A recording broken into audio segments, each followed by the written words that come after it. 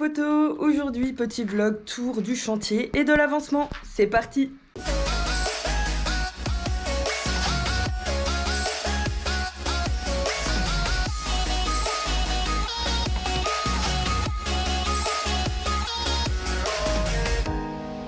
Alors, pour cette petite vidéo, je vous propose qu'on fasse ça d'un bout à l'autre et on va commencer par le jardin puisqu'il est devant moi.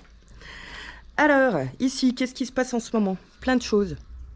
Première chose, va falloir qu'on tonde à un moment donné. Hein, je crois que là, on peut plus passer à côté. On est sur des trucs qui font à peu près ma taille, donc ça devient chiant. Pour ce qui est du chantier en lui-même, Kevin a bien attaqué le terrassement, donc il s'est fait toute cette partie-là. La terre montait jusqu'au niveau là, donc il a quand même dégagé une bonne partie. On peut faire le tour de notre laurier, ce qui n'a jamais été le cas jusqu'à présent, donc on est content. Pour cette partie-là, il reste une petite butte parce que les racines du laurier justement démarrent ici, donc on ne veut pas descendre plus bas, on ne veut pas lui faire de mal. On viendra faire un muret autour, un petit habillage propre, et puis comme ça on pourra remettre la terre bien comme il faut et ça nous fera un truc un peu plus fini que cette mini butte qui protège les racines de notre petit laurier. Pour ce qui est d'ici, il va falloir habiller un jour ce muret quand même parce que ça fait pas très fini. On va très probablement partir sur un enduit extérieur, le même que celui qu'on utilisera pour l'extension et pour le cabanon. Alors pour le cabanon, on a un petit travail en termes de nettoyage quand même, puisque nous avons une faune et une flore incroyables qui s'est développée ici. Ça va être un peu chiant pour enduire, donc il faudra qu'on dégage tout ça à l'occasion. Ici, on n'a plus grand chose à faire, hormis voilà, cette partie-là où il va falloir qu'on fasse un habillage. Du coup... Là, on a notre cuve de récupération d'eau de pluie, on voit la trappe, et là on a notre puits perdu. Au niveau de la cuve, on est limité sur le point en terre qu'on peut mettre dessus, donc on va pas pouvoir monter plus haut que ça. Et l'accès au cabanon est, lui, un peu plus haut, donc on va venir faire un petit habillage là sur le bord, probablement en bois, un truc un peu tout con, avec du goudron de pin parce qu'on aime bien ce truc. Et ça nous permettra d'avoir une petite marche sur le fond du jardin et d'avoir un accès au cabanon à niveau, à hauteur. Quoi d'autre? Ce mur-là, je pense que je vais le peindre parce que l'enduit, c'est pas un truc facile.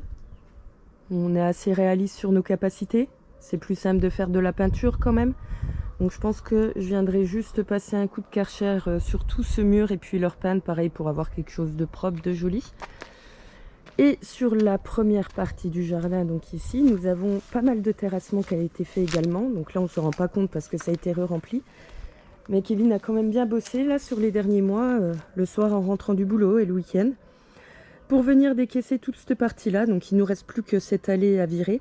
Et on a en fait l'emplacement de la future terrasse là qui se dessine. Donc que vous ne voyez pas bien parce qu'on y a remis du bordel, parce qu'on aime bien le bordel. Mais ici, on a la terrasse qui se prépare gentiment. L'idée, c'est qu'on finisse notre toiture, que je vous montrerai un peu plus tard. Qu'on finisse nos menuiseries, parce qu'il serait temps quand même d'avoir des baies vitrées posées, vu que ça fait à peu près 1 an et demi qu'elles sont rangées là. Et une fois qu'on aura fait menuiserie, fin du toit, on passe à l'enduit extérieur.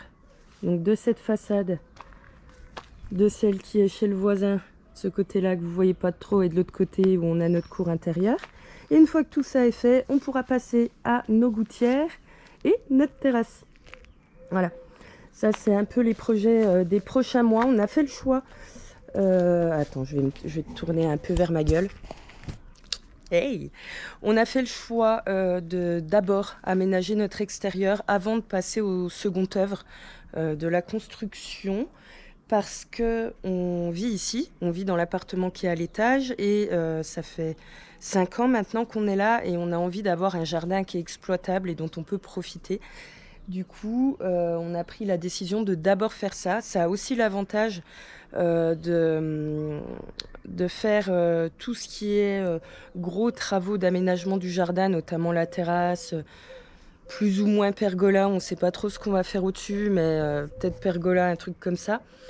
de faire tout ça avant que l'intérieur soit trop avancé et avant de prendre le risque de niquer l'intérieur en passant et de la terre, parce qu'il faut qu'on passe par l'intérieur de la maison pour évacuer la terre qu'on décaisse, et du bois qui sera nécessaire pour la terrasse, pour la pergola, toutes ces choses-là. Donc, jardin avant second œuvre, et on se gardera le second œuvre du coup pour cet hiver et puis l'année prochaine. Mais voilà, on a envie qu'à la fin de l'été, quand il fait encore beau, on puisse se poser sur notre terrasse, sur les magnifiques fauteuils que nous a fait Kevin, et qu'on puisse profiter un petit peu de cet espace dont on ne profite pas depuis qu'on est installé ici. Voilà, voilà en gros. On passe à l'intérieur ou je vous montre le toit? Allez, je vous montre le toit tant qu'on est là. Donc, d'ailleurs, le merdier qu'on a là, c'est le substrat pour la toiture végétalisée. Qu'on en a déjà une bonne partie qui est en haut, mais il nous reste ça à poser. Et tout ce merdier-là, c'est des bouts de bois qu'on avait posés sur la toiture pour pas que nos éléments s'envolent en attendant qu'on puisse mettre de la terre et des graviers. Et qu'on va dégager, bien évidemment, dès qu'on aura le courage d'aller à la déchetterie. Mais en vrai, ça nous emmerde quelque peu. Pour la toiture, eh ben tiens, il y a un petit chat qui s'en va. Parce qu'elle aime bien être là en toute intimité. C'est comme les humains quand ils sont aux chiottes. La toiture, ça avance bien. Je vais pas monter plus haut parce que je vais me casser la gueule. Puis je suis déjà en habit du boulot. Petit substrat. Petit garde-grève. Petit gravier au bout. Ça avance bien. On devrait bientôt avoir fini pour le toit. Hein. Là, on est vraiment sur la fin. Ce qui est plutôt cool parce que, bah, comme vous le voyez, on est sur une install un peu en mode galérien. Oh bon. C'est pas comme si c'était habituel pour nous d'être en mode galérien, on aime bien ça, ça se sait. Ça nous prend un peu de temps parce que donc, le substrat là est en bas comme vous l'avez vu et on le monte au seau. Donc il faut qu'on soit les deux disponibles pour faire ce chantier là. On a Kevin en bas, vous le verrez dans les images de toute façon de la réalisation du toit, mais on a Kevin en bas qui remplit les seaux, qui monte sur l'échafaudage, qui me passe les seaux, que je vide sur le toit, je lui rends les seaux, il re-remplit et on recommence et on refait ça. Donc ça prend un petit peu de temps, c'est un peu plus physique que juste poser les trucs et les étaler, c'est sûr. C'est le désavantage d'être en double mitoyen, on peut rien mettre à l'arrière de la maison directement. Il faut tout qu'on fasse livrer sur l'avant de la maison et après qu'on rapatrie de l'autre côté. C'est ce qui rend notre chantier un peu... c'est ce qui rajoute une petite difficulté complémentaire, on va dire, à notre chantier, parce qu'autoconstruire, je pense que c'est difficile dans tous les cas, peu importe comment est faite la maison qu'on rénove. Mais du coup, le double mitoyen, c'est pas l'idéal pour ça, parce qu'il faut tout qu'on passe par l'intérieur à la brouette. Ouais, ça se fait tranquillement, vous voyez, c'est déjà bien rempli. Et bientôt, ce sera fini. Logiquement, dans une semaine, le toit est terminé et on pourra repasser aux menuiseries, ce qui est plutôt cool. Pour ce qui est des semences, des sédums qu'on va venir planter sur toute cette partie-là, on va attendre d'être à l'automne parce qu'il fait déjà très chaud ici. Et pour cet été, on va être emmerdé pour tout ce qui est arrosage parce que les sédums, quand on les met en place, nous, en plus, c'est des graines, c'est pas des sédums déjà en... Je sais pas les termes, je suis naze en jardinage, mais on n'a pas les semis, enfin c'est pas déjà en bouture, je crois, on dit comme ça. C'est juste les graines, donc ça demande quand même pas mal d'arrosage, donc c'est plus intéressant de faire cette partie-là à l'automne, à l'hiver, où il pleut plus. Ça limite l'arrosage que nous, on va devoir faire pour que les plants prennent bien et se mettent bien en place. C'est surtout la première année qu'il faut faire un bon arrosage, après on est plutôt tranquille. Et pour pas se retrouver emmerdé à la période de la canicule, on va attendre l'automne pour terminer ça. Mais on fait déjà le gros de la toiture, comme ça on pourra après mettre tranquillement nos baies vitrées parce qu'on n'aura plus à passer sans cesse avec de la terre, du substrat, du gravier et toutes ces conneries. Voilà, on va redescendre et on va aller faire un petit tour à l'intérieur. Allez, on passe à l'intérieur. Alors, ici, touc touc touc. Bon, c'est toujours un petit peu le bordel hein, sur notre chantier, on est des bordéliques, hein, voilà, au bout d'un moment, il faut l'admettre et il faut s'y faire. C'est comme ça. On a ici nos volets, nos moteurs, nos lames, tout ce qu'il faut pour nos volets qu'on voulait poser, sauf qu'on s'est rendu au moment de la pose, on s'est rendu compte que le coffre de volet roulant, c'est un Bubendorf. Ici, on est sur Somfy, Somfy, je sais pas comment on dit, pour la motorisation. Du coup, ça ne s'adapte pas. Voilà. Je savais pas que pour moi, les coffres de volets roulants, c'était un truc un peu universel, on pouvait tout foutre dessus.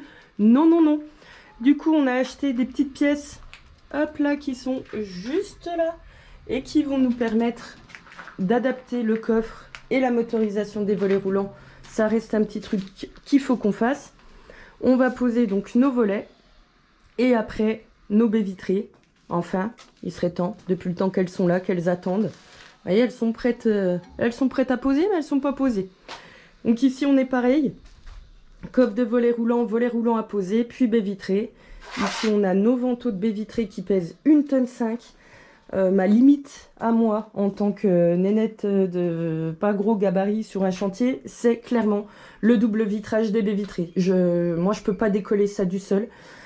Donc il faudra qu'on appelle un copain pour nous aider parce que vraiment, quand il a s'agit de les rentrer, quand il a fallu les rentrer donc à l'intérieur de la maison, parce que comme tout le reste, ça a été livré et posé devant la maison, il a fallu les rentrer. C'est resté un long moment dehors parce que je n'arrive pas du tout à les soulever, ça décolle pas d'1 millimètre. Donc on fera l'appel à un ami et on pourra poser ces vantaux. Pour ici, c'est à peu près tout, hein, pour l'espace salon-chambre. Pour le moment, on n'en est que là, comme je vous disais. Pour ce qui est du second œuvre, ça viendra plus tard. C'est pas encore préparé, c'est pas encore documenté. On a déjà des choses à faire pour quelques mois, là, quand même. Hein. Donc, je m'en inquiéterai le moment venu. Pour ce qui est de la salle de bain, ici, on a un stock de tas de merde qu'on n'utilise jamais, qu'il faudra qu'on finisse par bénir, quand même. On a notre belle fenêtre qui est toute posée, toute belle. Faudra que je vienne mettre poignée, ventus, tout le merdier qu'il faut pour l'ouvrir et la fermer. Pour le moment, c'est pas fait, mais ça se fera incessamment sous peu. Hop. Ici, on est dans la cuisine, parce qu'il sera la cuisine. Pas grand chose à faire dans cette pièce, cuisine, entrée derrière, pas grand chose à faire. Si ce n'est ici poser la porte-fenêtre. Pour ce qui est de l'enduit, j'ai terminé, j'ai plus qu'à poncer les bords, à me mettre tout bien et puis à enlever mon cadre, mais ça c'est terminé. Donc on va pouvoir poser notre porte-fenêtre de cuisine, donc ça c'est cool. Ici, on a une petite cour intérieure. Donc là, on a la fenêtre de la salle de bain, là on a une petite cour intérieure. On a cette cour intérieure parce que chez nous, c'est foutu bizarrement. Et la fenêtre que vous voyez là, c'est celle de mon voisin. Donc, ça aurait pas dû être divisé comme ça, a priori, de ce qu'on a pu me dire. Mais voilà, c'est comme ça que ça a été fait. Donc, on a laissé un petit espace pour qu'il ait sa fenêtre. Et du coup, ça nous fait une petite cour intérieure qui, ma foi, trouvera son utilité le moment venu. Puisqu'elle est juste à côté de la cuisine. Je pense qu'on trouvera quoi y mettre. Pour ici, il n'y a pas énormément de boulot. Si ce n'est donc l'enduit extérieur, faut qu'on vire tout ce tas de merde là qui nous sert plus, qu'on stocke là en attendant. Et il faudra qu'on remonte notre sol parce que on a quand même. Attends, je vais tâcher de te montrer, mais c'est pas évident parce que je peux pas sortir. On a trop de distance entre le seuil et puis le sol. Il y a quand même une grosse hauteur, je sais pas exactement combien il y a, hein, mais on passe très largement les 20 cm. Donc il faudra qu'on rehausse ce sol pour que ce soit plus agréable et qu'il n'y ait pas besoin de se mettre sur des échasses pour rentrer. Voilà pour ici. Ici vous voyez plus rien parce qu'il n'y a pas de fenêtre, pas de lumière. C'est l'entrée. C'est un... Attends, si je recule un peu tu vois mieux? Non, ça change rien. Du coup, on va passer ici parce qu'il n'y a rien à faire à part vider les merdes qu'on stocke. Et on va passer juste ici. Donc, vous ne voyez encore rien, mais vous allez bientôt voir quelque chose parce que... Attends, où c'est? Hop. Et ouais, c'est pas Jojo, ça. Hop là. Petit coffre motorisé... de volet roulant intégré à la menuiserie. Donc en posant la fenêtre, on a aussi posé le volet roulant. Donc on a fait un petit montage au wagon à la con sur un bout de prise pour se mettre sur l'enrouleur pour pouvoir ouvrir notre volet et le fermer. Donc ici, ben voilà, on a notre fenêtre, on est content. Sauf que on n'arrive toujours pas à régler ce putain de ventail là. Il nous fait chier. Il est pas d'équerre. Il est pas d'équerre et c'est galère de le mettre d'équerre. Il faut que je rappelle la boîte chez qui on les a pris. Je vous cache pas que j'en ai un petit peu marre. Bon, les carreaux sont dégueulasses, mais ça on passe dessus. Voilà, ça c'est le truc qui nous emmerde fortement depuis quelques temps. On a un peu tout essayé, là on n'a plus d'idée, on ne sait pas comment faire. C'est vraiment pas d'équerre, c'est-à-dire que si je veux pouvoir fermer ce ventail-là, il faut qu'ici, je sois au niveau des gonds, ici que je sois complètement collé, et là que je sois au plus loin. Donc visuellement c'est dégueulasse, et on est quand même sur une fenêtre neuve, donc ça m'emmerde. Il faudra aussi qu'on fasse une petite modif, parce qu'il y a eu une erreur au moment de la commande, au niveau de l'emplacement de la poignée. Je sais plus si l'erreur vient de moi, de la boîte, peu importe. La poignée est très basse. Là, on n'est pas sur le sol fini, mais on imagine avec un sol fini, on est rehaussé. Quelqu'un comme Kevin, qui est un peu plus grand que moi, une fois qu'on a le sol fini, il faut qu'il plie les genoux pour ouvrir et fermer la fenêtre. Pas très adapté. Donc ce ventail-là, il faut qu'on le remplace. On n'a pas d'autre option que d'en faire refaire un autre pour avoir la poignée bien plus haut, plus par là, au milieu. Donc voilà, cette fenêtre est posée, mais elle m'emmerde. Ici, on a fait un petit rangement. Alors là, c'est très encombré parce qu'il y a des trucs qui vont à l'étage. Donc voilà, on commence à entreposer nos outils, tout notre merdier du chantier par là. Donc là, c'est encore bien au bordel, mais on a l'espoir quand même qu'un jour, ce chantier soit rangé. Ça arrivera peut-être au bout d'un moment, qui sait. Et puis voilà, hein. On a déjà fait le tour, ça va assez vite. Ça va assez vite finalement. C'est pas, on est sur du 80 mètres carrés, c'est pas immense non plus. Remarque, ça fait 5 ans qu'on est sur le gros œuvre, hein, de nos 80 mètres carrés, donc c'est largement suffisant. Donc voilà les prochaines choses là qu'on doit faire.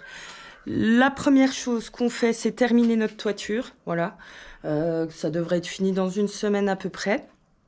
Ensuite, on se rattaque à nos menuiseries. On pose les dernières menuiseries qui nous restent à poser et on s'occupe de régler le problème des vantaux de la chambre de devant parce que c'est en train de me rendre dingue d'avoir une fenêtre neuve posée d'aplomb, d'équerre et qui ferme pas. C'est en train de me faire péter les plombs. Donc il faut qu'on règle ça aussi. Et une fois qu'on a fait le toit, les menuiseries, logiquement, on passe à l'enduit extérieur. Il faut que je me rapproche de la boîte avec qui on va faire ça, que j'ai un peu de mal à contacter. Une fois qu'on a fait tout ça, je pense que le mois de mai sera déjà terminé, et largement même. Et après, on passe vraiment à l'aménagement pur du jardin. Donc, terrasse, muret autour du laurier, habillage du muret qu'on a déjà sur le côté, et pergola. Et je pense qu'une fois qu'on a fait tout ça, on est en octobre. Donc, voilà, c'est pas une liste très longue, mais ça va déjà nous prendre un petit moment. Voilà. Je pense qu'on a fait le tour, que je vous ai dit un petit peu ce qu'il y avait à dire pour les prochains trucs qu'on doit faire. Je crois pas que j'ai oublié quelque chose. Si j'ai oublié quelque chose, je ferai un petit update, mais ça me paraît déjà pas mal. J'espère que ce petit tour de chantier vous a plu. C'est pas trop des vidéos que j'ai fait jusqu'à maintenant sur la chaîne. Il me semble même pas que j'en ai déjà fait tout court de tour du chantier. Je suis pas sûre d'avoir déjà fait ça. Bref, peu importe.